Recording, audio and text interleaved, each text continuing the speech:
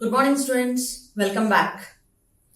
This is Dr. B. Thulasi, working as Associate Professor in the Department of Computer Science and Engineering, VNITSW Institute of Technology and Sciences for Women, Palakaluru. In the last session, we have seen second unit. The contents of the second unit are the classes and objects, the nature of the object, relationship among objects, nature of class, relationship among classes, interplay of classes and objects, identifying the classes and objects, importance of classification, key abstractions and mechanisms. These are the topics which we have covered in the Unit 2. And in today's session, we are going to discuss the Unit 3. And the contents of the Unit 3 are Introduction to UML, Why we model, Conceptual model of the UML, Architecture, Classes, Relationships, Common mechanisms, Class diagrams and Object diagrams. And coming to the session, let's start the basics of the unit as usual. Let me start with the question, what is UML? And the name says it's all. UML stands for the Unified Modeling Language. Unified Modeling Language is an open standard graphical notation for system development proposed by Object Management Group. Object Management Group is a consortium of software. The notation is based on work from Grady Butch, James Ramba, Yvonne Jacobson. And UML is a modeling language to express and design documents, software particularly useful for the object-oriented designing. The language can be used from general initial design to very specific detailed design across the entire software development lifecycle. And Unified Modeling Language is a graphical language for modeling and developing of software systems. The UML diagram become a common work product for developers to use to discuss all the phases of the software development. We have seen in the first unit the phases of the software development, and the UML is used for all the phases in the software development. It means requirements gathering and analysis, design, implementation, testing, deployment and maintenance. The goal here is to model the software system before we build it. Unified Modeling Language is a modeling language that combines various approaches in a single design language, which is used to plan and create computer applications. UML is actually a combination of several notations. That means object-oriented design, object modeling technique, which is also known as OMT, and object-oriented software engineering, OOAD. The Unified Modeling Language is a family of graphical notations backed by a single meta model that help in describing and designing software systems, particularly software systems built using object-oriented style. It means by using OOPS concepts. Coming to the next topic, class diagrams. A class diagram is a diagram that shows a set of classes, interfaces, and collaborations and their relationships. Graphically, a class diagram is a collection of vertices and arcs. Here the vertices are nothing but the classes and the arcs are nothing but the relationships among them. Common properties. A class diagram is just a special kind of diagram and shares the same properties as do all other diagrams, a name and a graphical content that are projection onto a model. What distinguishes a class diagram from other kinds of diagrams is that its particular content. What are the main contents used in the class diagram are? It contains classes, interfaces, dependency, generalization, association relationships. Like all other diagrams, class diagrams may contain nodes and constraints. Class diagrams may also contain packages or subsystems, both of which are used to group elements of your model into larger chunks. Sometimes you will want to place instances in your class diagrams as well, especially when you want to visualize a type of dynamic type of instance. Component diagrams and deployment diagrams are similar to class diagrams, except that instead of containing classes, they contain components and nodes respectively. Coming to the common modeling techniques, it means what are the techniques and where we need to use is class diagrams. You use class diagram to model the static design view of a system. This view primarily supports the functional requirements of a system, the services the system should provide to its end users. When you model the static design view of a system, you will typically use class diagrams in one of the three ways. First one is while modeling the vocabulary of a system. Second one is while modeling simple collaborations. And third one is while modeling the logical schema. Let us see one by one. To model the vocabulary of a system. Modeling the vocabulary of a system involves making a decision about which abstractions are a part of the system under consideration and which fall outside its boundaries. You use class diagrams to specify these abstractions and their responsibilities. To model simple collaborations, a collaboration is a society of classes, interfaces, and other elements that work together to provide some cooperative behavior that is bigger than the sum of all the elements. That is nothing but the collaboration. Collaboration means achieving some task which is bigger than the sum of all the elements in the collaboration. Rather, these semantics are carried out by a set of classes that work together. You use class diagram to visualize and specify this set of classes and their relationships. No class stands alone. Rather, each works in collaboration with others to carry out some semantics greater than each individual. Therefore, in addition to capturing the vocabulary of your system, you will also need to turn your attention to visualizing, specifying, constructing, and documenting the various ways these things in your vocabulary work together. You use class diagram to represent such type of collaborations. So, how you can model these collaborations means identifying the mechanism you would like to model. A mechanism represents some function or behavior of the part of the system you are modeling that represents from the interaction of a society of classes, interfaces, and other things. For each mechanism, identify the classes, interfaces, and other collaborations that participate in this collaboration. Identify the relationships among these things as well.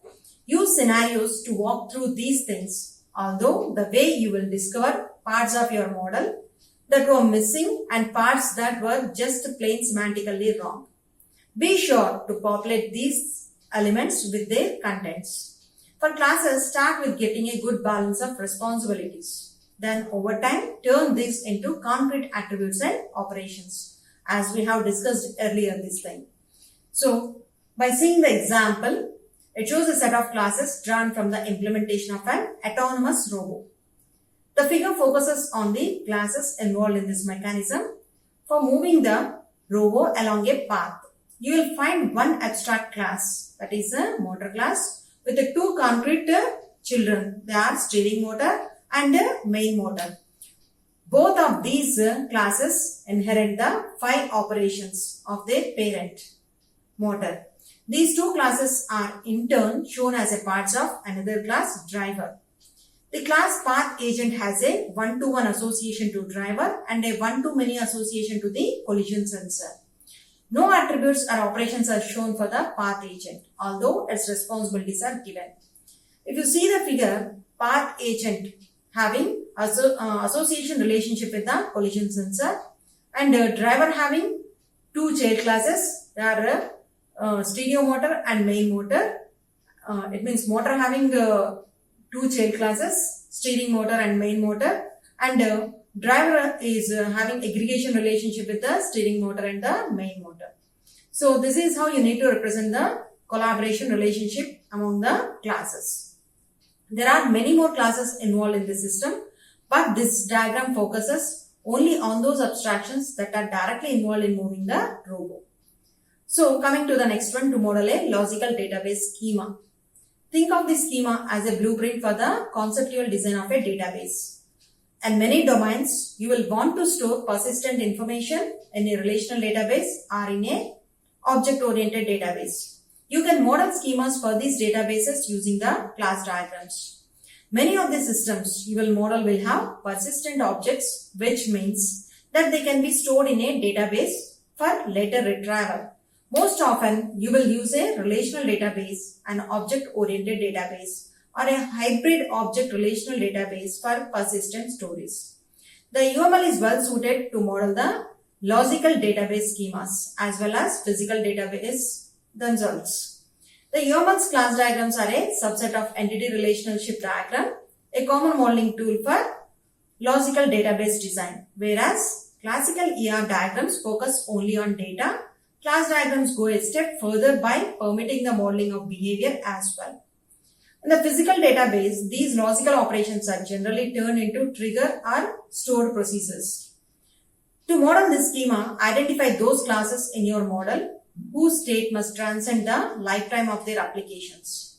Create a class diagram that contains these classes. You can define your own set of stereotypes and tagged values to address database specific details.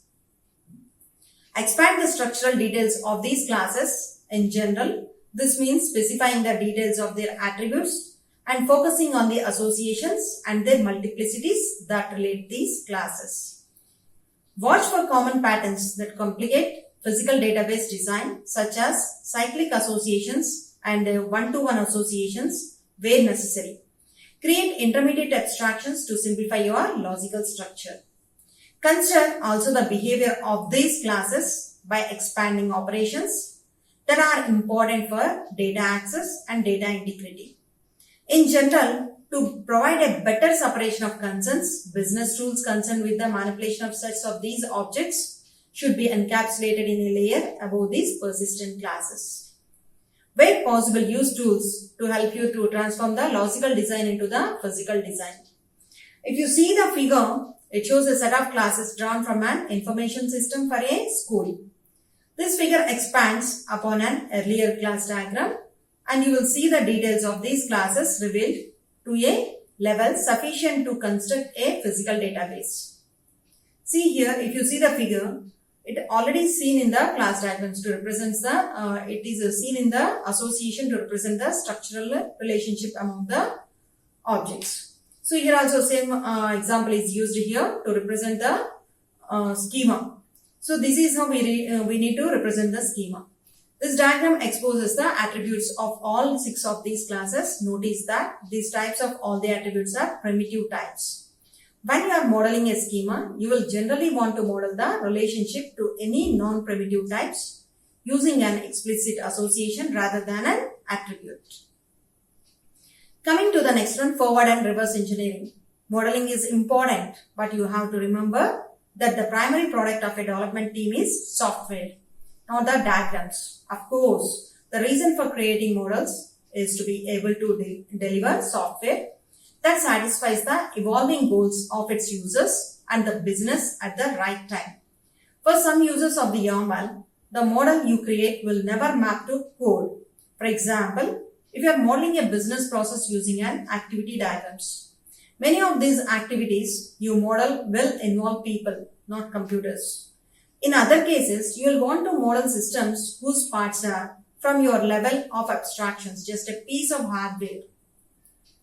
So, it is not easy to model all these things. In most cases, though the models you create will map to code, the UML do not specify a particular mapping to any object-oriented programming language, but the UML was designed with such mapping in mind.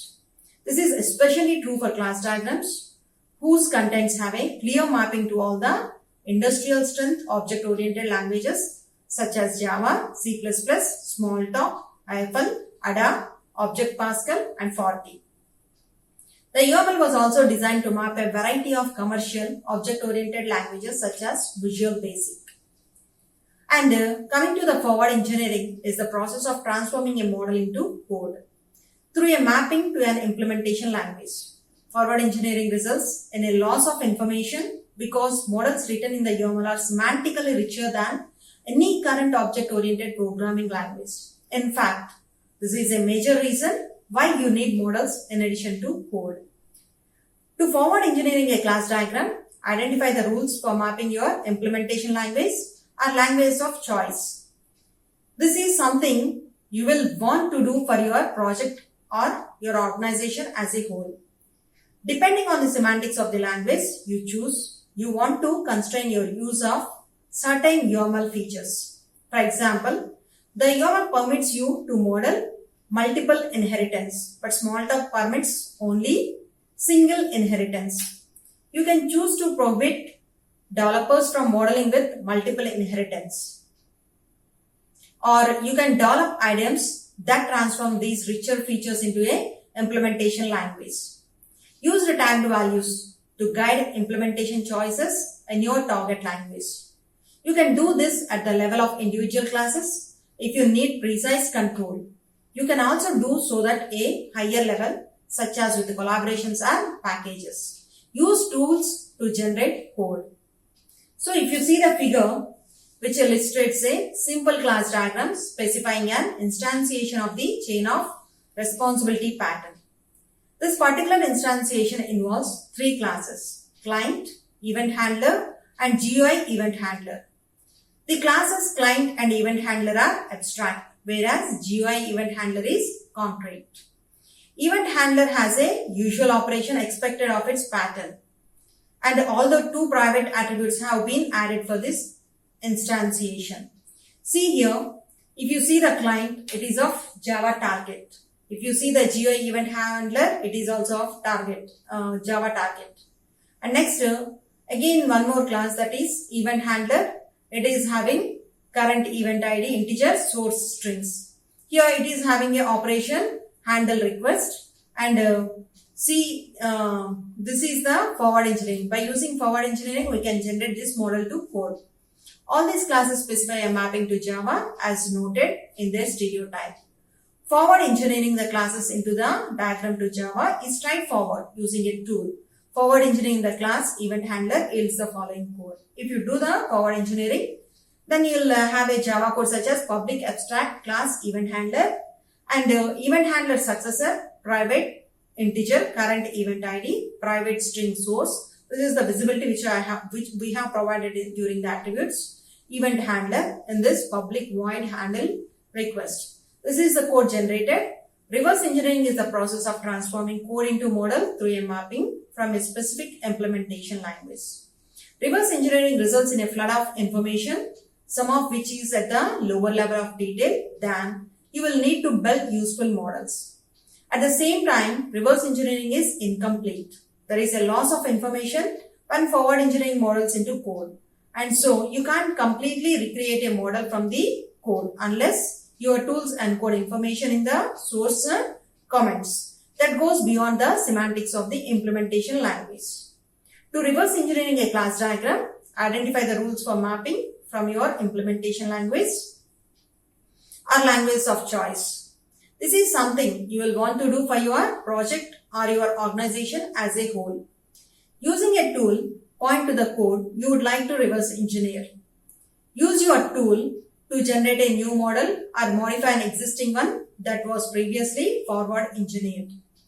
It is unreasonable to expect to reverse engineer a single concise model from a large body of code. You need to select portion of the code and build the model from the bottom. Using your tool, create a class diagram by querying the model.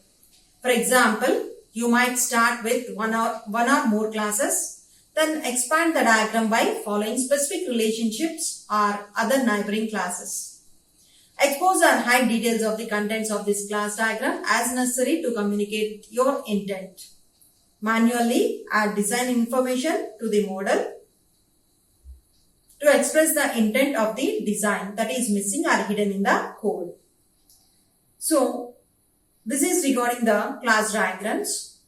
Here we have seen what is a class diagram, what are the basic terms used in the class diagram, and what are the common modeling techniques used in the class diagram. So, for class diagram, we have seen the three common modeling techniques. It is to build the collaborations, logical schemas, it means to model the logical schemas, and to do the reverse and forward engineering. This is what we have discussed in the class diagrams. We have covered all the topics of Unit 3, and let's have a quick recap what we have seen in this Unit 3. In this unit, we have discussed about what is UML. The UML is a language for visualizing, specifying, constructing documentation. Why use UML? What is the main purpose of using UML? What is a model? A model is a simplification of reality. Why do we model? And what YAML is not? Objectives of the YAML, history of the YAML. We have seen the principles of the modeling. In that we have seen 4 points. Next we have seen the object-oriented modeling.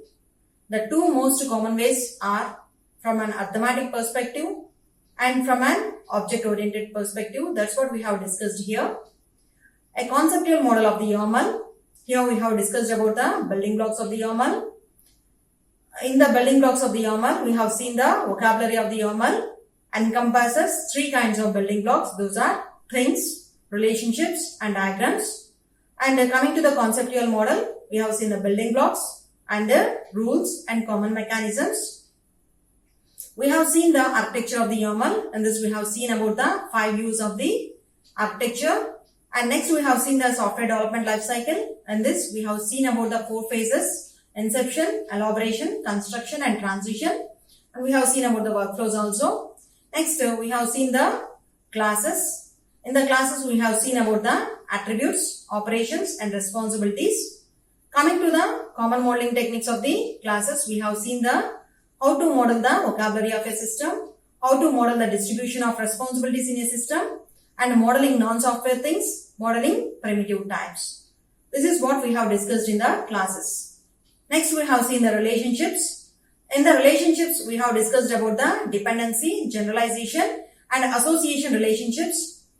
And we have seen the common modeling techniques. In the common modeling techniques we have seen about the modeling simple dependencies, modeling single inheritance, modeling structural relationships and creating web of relationships. This is what we have discussed in the relationships chapter. And coming to the common mechanisms, in this we have discussed about the nodes, stereotypes, tagged values and constraints. So in the common modeling techniques we have seen about the how to model the comments, how to model new building blocks, how to model new properties, how to model new semantics. This is what we have discussed in the common mechanisms. Next we have seen the class diagrams. In the class diagrams we have seen the what is a class diagram, and in the common modeling techniques we have seen the how to model the simple collaborations, how to model the logical database schema, and what is forward engineering and what is the reverse engineering, how our tools are supporting, and is our code supporting or not for the model which we have generated. Next we have seen the object diagrams. In the object diagrams we have seen about what is an object diagram, and next in the common modeling techniques we have seen to model the object structure. Next we have seen the same what we have studied in the class diagrams also, that is nothing but forward and reverse engineering. For all these chapters we have seen the tips we need to follow while modeling a system. And coming to the next part, which is very interesting part, that is quiz. So in the quiz, what type of relationship is represented by shape, class and square? If you see the figure, it is having 4 options: realization, generalization, aggregation and dependency. So find out the answer. If you see it clearly, you can see as generalization. Next one is, which diagram in YAML shows a complete or partial view of the structure of a model system at a specified time? So here we are having 4 types of diagrams: sequence diagram, collaboration diagram, class diagram, object diagram. For this specified time, it means instance. For instance, we need to use this object diagram. Which of the following is the building block of YAML? So coming to this, things, relationship, diagrams, all of the mentioned. We know that conceptual model of the YAML consists of building blocks of the YAML, rules and common mechanisms. Coming to the building blocks, here we are having things, relationships and diagrams. So the answer is all of the mentioned. Next, classes and interfaces are part of structural things, behavioral things, grouping things, annotational things. The answer is structural things. What is the physical element that exists at runtime in YAML? The options are node, interface and activity, none of them mentioned. The answer is node. Which things are dynamic parts of YAML models? Structural, behavioral, grouping things, annotational things. So, Dynamic parts represents the behavioral things. Which of the following term is best defined by the statement? A structural relationship that specifies the objects of one thing are connected to the objects of another. This is association, aggregation, realization and generalization. We know that the semantic relationship is done by using association. Aggregation represents the whole part and realization is the collaboration property, and generalization means it represents the superclass and subclass relationship. So here the semantic relationship is nothing but the association. So coming to the next one, object-oriented analysis and design can be handled by one who knows UML. So if we know the UML, we can handle object-oriented analysis and design. No, the option is, we are given true and false. The correct answer is false. At conceptual level, class diagram should include operations, attributes, both operations and attributes, none of the mentioned. At the conceptual level, it is enough to have attributes only. Next, what is an object? We all know that object is an instance of class. An object includes encapsulation of data. An object is not an instance of class, all the mentioned. So, object is an instance of class. UML interfaces are used to specify required services for types of objects and program in Java but not in C, C++ or Smalltalk. Define executable logic to reuse across classes. Define the API for all classes. The answer is specify required services for types of objects. And next, how many diagrams are there in Unified Modeling Language? 6, 7, 8, 9. So the option is 9. What are they? Class diagram, object diagram, use case diagram, collaboration diagram, sequence diagram, state chart diagram, activity diagram, component diagram and deployment diagram. So we are having 9 diagrams. What are the common mechanisms of object diagram? So object diagram is used to represent the object structure. So before I giving answer, if you can answer these questions, I think you understood the class well. If you have any doubts, go back and play the videos. If you think that I'm going a little bit fast, don't worry. Then play the video slowly. It means, hope you people know how to play the video slowly. So if you don't know, I'll give an idea. Just go to the settings in the YouTube. Click on the settings. You'll have a playback speed. You'll have an option known as playback speed. In that you'll be having normal and 1.25, 1.5. If you want to go slow, then go for 0.75, 0.5. If you want to go fast, then go for 1.25, 1.5. So by doing this, you can customize the speed according to your need. So thank you so much. Let's meet in the next session. Till then, have a safe day. Follow SMS. As usual, sanitizers, masks and social distancing till we get the vaccine for the corona. Stay safe, stay healthy. Thank you.